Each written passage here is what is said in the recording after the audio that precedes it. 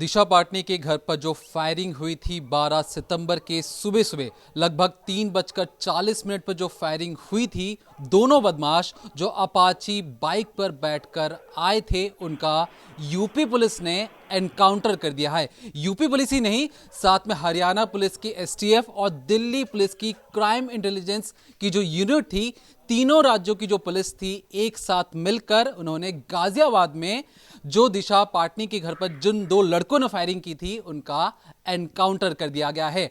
अब जो खबर छन छन के सामने आई है उसमें यह पता लगा कि दिशा पाटनी के घर पर जब फायरिंग हुई थी उससे एक रोज पहले या कहें 24 घंटे पहले किस तरीके से रोहित गुदारा के जो शूटर्स थे उन्होंने रेकी की थी। दरअसल 11 सितंबर को सुबह 4:30 बजे एक फोन कॉल आता और कहा जाता कि हम डिलीवरी बॉय हैं, हम आपके घर पर पार्सल देने आए हैं। इसके बाद जब घर वाले कहते हैं कि इतनी सुबह कोई पार्सल देने नहीं आता है, आप जो भी हैं फोन काटिए और फौरन यहां से चले जाइए। उसके एक दिन बाद या कि ठीक 24 घंटे बाद 3:40 पर सुबह सुबह 12 सितंबर जब दिशा पाटनी की जो पिता हैं वो बैल्कनी में खड़े थे, तब जाकर वो वहां पर देखते हैं कि एक बाइक में दो लोग वहां पर उस रास्ते पर खड़े हैं और उस घर को घूर रहे हैं।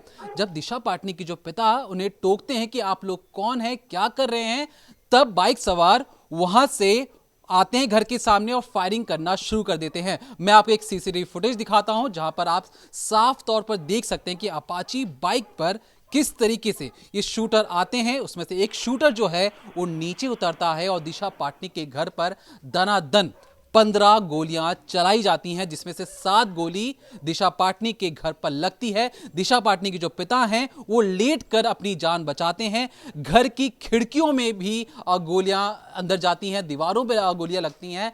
इसके बाद जो Rohit Gudara social media handle पर दावा करता है कि जो अनिरुद्धाचार्य हैं जिस पर टिप्पणी की थी दिशा पाटनी की जो बड़ी बहन है, जो एक्स आर्मी ऑफिसर भी है, उनका यह कहना था कि जो अनिरुद्धाचार्य ने जो चीजें कही हैं वो गलत हैं और उससे इत्तेफाक नहीं रखती हैं। और रोहित गुदारा ने बॉलीवुड इंडस्ट्री और खास तौर पर दिशा पाटनी और उनकी बहन को हिदायत दी थी कि वो आज के बाद से कभी भी किसी भी संत महात्मा को ये सारी चीजें नहीं बोलेंगे और 100 बार उन्हें सोचना पड़ेगा कि किसी भी संत महात्मा के खिलाफ बोलने के लिए। सोशल मीडिया है और सबको अपना कहने और बोलने का अधिकार है। श्री अनिरुद्धाचार्य जी ने महिलाओं के बारे में एक छोटी सी टिप्पणी करी थी कि महिलाएं अगर 24-25 साल की होते मुंह मार के आती हैं, ये उनका अपना सोचना था। लेकिन चूंकि बेटी मेरी महिला से है, आर्मी से है, तो उसने चूंकि कोई भी महिलाओं का वो अपमान नहीं सह सकते, महिला की एनजीओ चलाती है, तो उसने उनसे यही कहा था कि आप कैसे कह सकते हैं कि महिलाओं ने मुंह मार के आती है, आदमी भी तो मुंह मार के आता है। इतनी बात उसने कही थी, लेकिन उसकी इस बात को तोड़ मरोड़ कर उसको प्रेमानंद जी के साथ जोड़ दिया गया, उससे जोड़ दिया गया। और एआई का ज़माना है। प्रेमानंद जी तो हमारे पूजनीय हैं। मैं तो कई बार इनसे कह चुका हूँ अगर मौका मिले तो प्रेमानंद जी का आशीर्वाद लेना है। हमारे गुरु हैं, पूजनीय हैं, संत हैं, तो कैसे हम लोग अपने संतों के बारे में ये, हम हिंदू धर्म को, हमारी संस्कृति को वो आज तक बचाए हुए हैं। एक बात है, गोल्डी बरार गैंग ने इसमें ट्वीट करके वो लिया है कि भाई वो ये हमला जो है हम लोगों ने कराया, इस पर क्या कहेंगे? अब मैं इस मामले में तो ट्वीट के बारे में कुछ नहीं कह सकता हूँ कि ट्वीट आया है, लेकिन जब तक पुलिस उस नतीजे पे पहुंचेगी तभी हम इस बारे में पूछेंगे। इसके बाद जब यूपी पुलिस को एक तरीके से ठेंगा दिखाते हुए, खुला चैलेंज देते हुए जब रोहित गुदारा के जो शूटर्स थे वहां से भाग जाते हैं, इसके बाद जो यूपी के सीएम हैं यानी योगी आदित्यनाथ, वो सीधे तौर पर उनके पिता को फोन करते, दिशा पाटनी के पिता को फोन करके कहते हैं कि जो भी अपराधी हैं उन्हें पाताल लोक से भी खींचकर बाहर निकाला जाएगा और उनका एनकाउंटर किया जाएगा। इसके बाद लगभग 5 दिन हो जाते हैं और जो यूपी पुलिस थी उसका यह कहना था कि देखिए दिशा पाटनी जिस फायरिंग करने के बाद जो शूटर्स हैं जहां जहां वो भाग कर गए हैं हम उसकी तलाश कर रहे हैं। जहां पर यूपी पुलिस का दावा था कि फायरिंग करने के बाद लगभग 26 किलोमीटर तक वो जो बाइक थी वो सीसीटीवी में नजर आ रही थी और वो नैनीताल के रास्ते जाती हुई नजर आई थी। लेकिन पुलिस आसपास के तमाम जो एटीएम्स थे, जो बैंक्स थे, वहां पर जो सीसीटीवी जो चीजें थी उसे खंगाल रही थी। उनका मानना था कि जो शूटर्स हैं फायरिंग करने के बाद भागे नहीं होंगे, वो पैसे निकालने के लिए एटीएम भी गए होंगे। तो एटीएम की जितने भी सीसीटीवी फुटेज थे उसे निकाल कर खंगाल रही थी कि कहीं भी कोई छोटा सा एक सिरा मिल जाए जिसे पकड़कर इस पूरे केस को सुलझाया जा सके। लेकिन पुलिस के हाथ चीजें नहीं लग रही थी। जो अपाची बाइक थी उसमें दिल्ली का नंबर प्लेट था, लेकिन उसे भी खंगालना मुश्किल हो रहा था।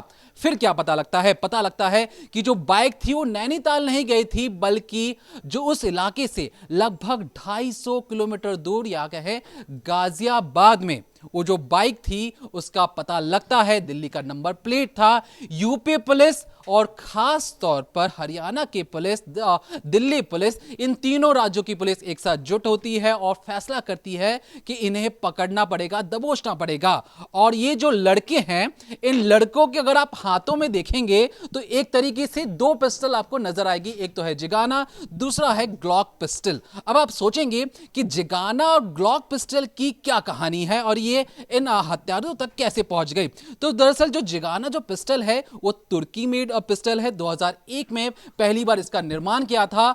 और आपके लिए जानकर आपको हैरानी होगी कि जो सिद्धू मूसेवाला और जो अतीक अहमद केस में जो दावा किया गया था कि लॉरेंस के लड़कों ने उन शूटर्स तक हथियार पहुंचाए थे, तो वही ग्लॉक पिस्टल है जिसे सिद्धू मूसेवाले की हत्याकांड में और जो अतीक का जो वहां पर गोली चलाई गई थी उसमें इन पिस्टल का इस्तेमाल हुआ था 2001 से।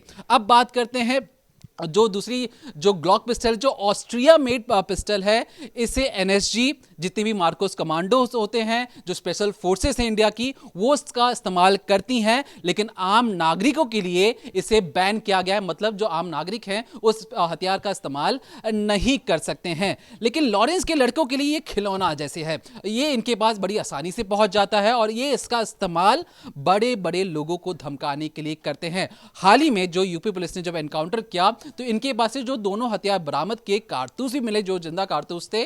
तो ये जो सबसे बड़ा जो नेक्सस है जिसे तमाम राज्यों की पुलिस को तोड़ने की जरूरत है कि इतने आसानी से इन अपराधियों के पास, और जो ये लड़के हैं इनकी उम्र महज 20 से 22 साल की है और ये रोहित गुदारे या लॉरेंस के लिए कुछ भी कर गुजरने के लिए तैयार रहते, क्योंकि इन पर लॉरेंस का कहना होता है कि आप हमारे लिए काम करो, हम आपके परिवार की देखभाल करेंगे। फॉरेन में सेटलमेंट के दावे किए जाते हैं और जिस तरीके से यूपी पुलिस को चैलेंज दिया गया था, तो यूपी पुलिस की तरफ से अब ये कहा गया कि हमने तो एनकाउंटर कर दिया गया है, लेकिन पहले ये कहा जा रहा था कि हमने एनकाउंटर किया, वो बुरी तरीके से घायल है, उन्हें अस्पताल पहुंचाया गया है। लेकिन अस्पताल पहुंचने के बाद डॉक्टरों ने पुष्टि कर दी है कि इन दोनों की मौत हो चुकी है। मैं आपको ये जो तस्वीर आप देख रहे हैं अपनी स्क्रीन पर, ये उसी शूटर की है जहां पर इसकी जो उम्र है वो 20 साल लिखी है। एक बोर्ड इसके हाथ में नजर आ रहा है। दूसरी जो तस्वीर है जिसमें आप देखेंगे कि एक ने चश्मा पहना हुआ है, दोनों ही हाथों में पिस्टल है, एक ग्लॉक है और दूसरा जिगाना पिस्टल है। अभी रहने कहाँ के वाले हैं, तो एक हरियाणा का रहने वाला है और मैं आपको एग्जैक्ट बता दूं, जिसमें से एक का नाम अरुण है जो सोनीपत का रहने वाला है, दूसरा रविंद्र रोहतक का रहने वाला है। और रविंदर की जो तस्वीरें हैं, पहले भी जो अरेस्ट हुआ था जहां पे उसकी जो उम्र है साफ तौर पे आपको नजर आ रही होगी, 20 साल इसकी उम्र है। तो फिलहाल के लिए यूपी पुलिस ने ये कहा है कि 250 किलोमीटर दूर बरेली में उन्होंने फायरिंग की थी और बरेली में फायरिंग करने के बाद गाजियाबाद में 250 किलोमीटर दूर वहां पर एनकाउंटर होता है। 5 दिन लग जाते हैं यूपी पुलिस को इन अपराधियों तक पहुंचने के लिए। लेकिन फिलहाल जो भी नए अपडेट्स होंगे हम क्राइम तक सबसे पहले पहुंचाएंगे। तो तब तक देखते रहिए क्राइम तक।